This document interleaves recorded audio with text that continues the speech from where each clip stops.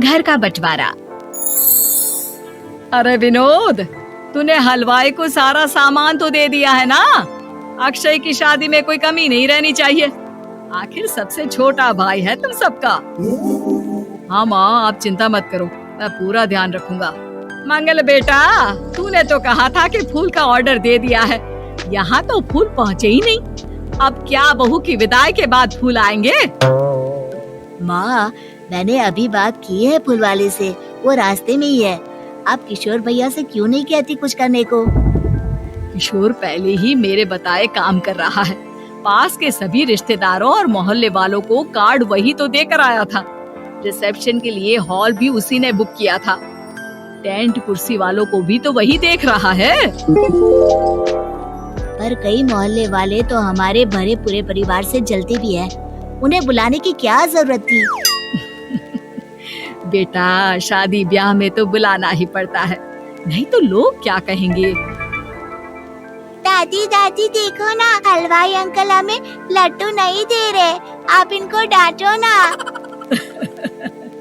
अरे चैन सुख दे देना बच्चों को लड्डू, क्यों तंग कर रहा है इन्हें? बीबी जी, मैं कहाँ मना कर रहा हूँ, लेकिन लड्डू बनते ही ये बच्चे उठा उठा कर खा लेते हैं। अरे मैं तो इन्हें थाल में रख के परोस भी नहीं पा रहा। भागो, अब कोल्ड ड्रिंक पीने चलते हैं। भागो भागो, अब कोल्ड ड्रिंक पीने चलते हैं। जैसे कि आप देख रहे हैं, आज इस घर के सबसे छोटे बेटे अक्षय की शादी है। घर में बहुत चहल पहल है। कुलभूषण की बीवी कमला को फुर्सत ही नहीं है कामों से, लेकिन कुलभूषण और घर के बाकी लोग कहाँ हैं? आइए देखते हैं। अजी, आप यहाँ आराम से बैठकर गाने सुन रहे हो और घर में अभी तक इतने काम बचे हैं करने को। अरे भाई, मेरे सबसे छोटे बेटे की शादी है, इसके बाद तो मैं अब चिंता मुक्त हो ही जाऊंगा। और फिर घर में तुम हो, बेटे बहुएं हैं, तुम लोगों के होते हुए मैं क्यों काम करूं? मैं तो शान से बेटे की शादी में जाऊंगा तैयार होकर। अरे ठीक है, अब आप आराम ही कीजिए। एक बार अभिषेक की बीवी आ जाए, फिर मैं भी आराम करूंगी और मेरी चारों बहुएं पूरे घर की जिम्मेदारियां संभाल लेगी। इतना कहकर कमला वापस अपने काम में लग जाती है। बेटा भी, तू अब तक तैयार नहीं हुआ? किससे बात कर रहा है फोन पर? तैयार कैसे हूँ? सैलून जाने से तो आपने मना किया है, क्योंकि मुझे हल्दी लग चुकी है। भाभीयों को देखो, सुबह से पार्लर में है। अक्षय की शादी हो जाती है और नंदिता बहू बनकर घर आ जाती है, लेकिन इस घर की खुशियों को मानो किसी की नजर लग गई थी। नंदिता के आने के बाद आए दिन घर की शांति भंग होती रहती। अपने माँ बाप की इकलौती बेटी को इतने बड़े परिवार की जिम्मेदारियां कहाँ संभालनी थी। अभी देखो ना, मेरे हाथों की मेहंदी भी अभी नहीं उतरी है और तुम्हारी मम्मी ने मुझे घर के कामों में लगा दिया। मैंने सोचा था कि घर की सबसे छोटी बहू होने के कारण मुझे सब पलकों पर बिठा के रखेंगे, पर यहाँ तो पलक झपकने की भी फुर्सत नहीं मिलती। देखो नंदू, शादी के पहले ही मेरे घर वालों ने तुम्हें और तुम्हारे पेरेंट्स को बता दिया था कि मैं जॉइंट फैमिली में रहता हूँ, तो फिर अब ये शिकायत क्यों? और फिर तुमसे पहले मेरी भाभी भी तो आई थी शादी करके, उन्होंने तो कभी कुछ नहीं कहा। नंदिता तब तो चुप हो जाती है, लेकिन ऐसा बहुत दिनों तक नहीं चलता। अरे नंदिता, माँ बाबूजी की दवाई का टाइम हो गया है, उन्हें दवाई दे आओ और उसके बाद सबके लिए नाश्ता बना देना। पर भाभी, मैं तो अभी अपना फेवरेट सीरियल देख रही हूँ, प्लीज मेरी जगह आप कर लो ना ये काम। ठीक है, मैं तेरी जगह माँ बाबूजी को दवाई दे आती हूँ और नाश्ता बना लेती हूँ। तू मेरी जगह पूरे घर की डस्टिंग करके 5 बच्चों को स्कूल के लिए तैयार करके भेज देना और दोपहर का खाना बनाने के बाद कपड़े धोकर सुखा देना।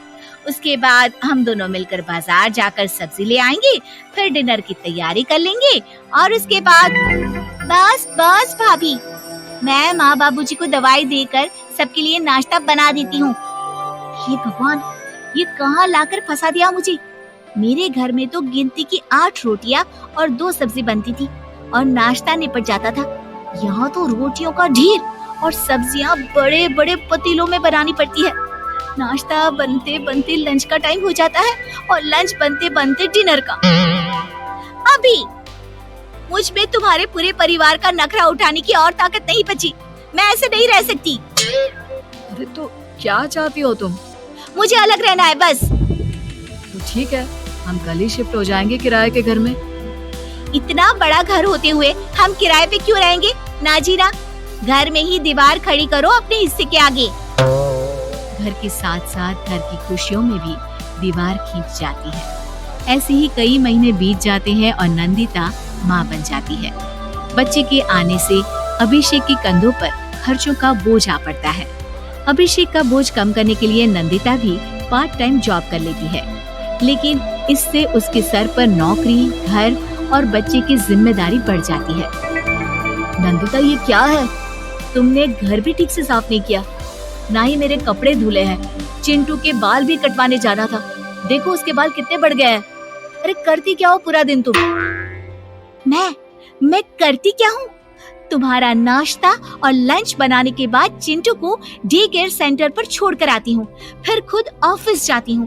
पूरा दिन काम करके आने के बाद बिना आराम किए बाजार से सब्जियाँ लेकर आती हूँ, घर आकर खाना बनाती हूँ, चिंटू को देखती हूँ और क्या करूँ मैं? तो किसने कहा था अपने सर पर इतने काम लेने को? मत जाओ ऑफिस। ऑफिस जाए बिना घर के खर्चे कहाँ से पूरे होंगे? चिंटू की डे केयर का खर्च, उसके लिए बेबी फूड का खर्च, प्रेस वाले का खर्च, ये सब तुम्हारी सैलरी से होता नहीं है। अगर परिवार से अलग नहीं होती तो इतनी मुसीबतें नहीं उठानी पड़ती तुम्हें परिवार के साथ मिलकर काम करने में दिक्कत थी, लेकिन काम तो अब भी बहुत है तुम्हारे सर पर। चिंटू को भी डे केयर भेजने की जरूरत नहीं पड़ती। उसको गोद में खिलाने के लिए दादा दादी और घर के सभी बड़े होते। उसके साथ खेलने के लिए उसके भाई बहन भी होते। मेरे तीनों बड़े भाइयों के बच्चे भी बड़े हुए हैं, लेकिन बिना महंगा बेबी फूड खाए, क्योंकि मेरी माँ और भाभियाँ बहुत अच्छे से जानती है कि बच्चे को क्या खिलाना चाहिए।